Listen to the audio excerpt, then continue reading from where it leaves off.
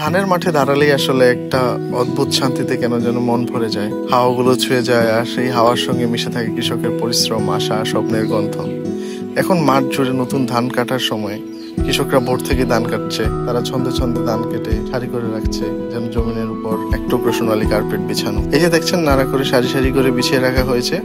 এগুলো আসলে সূর্যের আলো একটু শুকাবে, তারপরেই ধান মাড়াইয়ের প্রস্তুতি শুরু হবে। মাটির কাছে থেকে মানুষের ঘরে পৌঁছানোর একটা যাত্রা। কৃষকের পরিশ্রম কখনো থেমে থাকে না।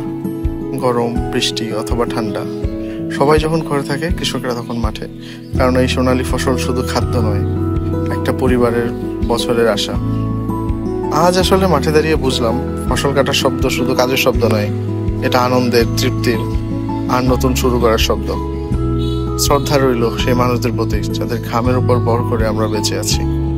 এই সোনালী মুহূর্তগুলো দেখে মনে পড়ে, বাংলার কৃষকরাই আসলে আমাদের প্রকৃত হিরো।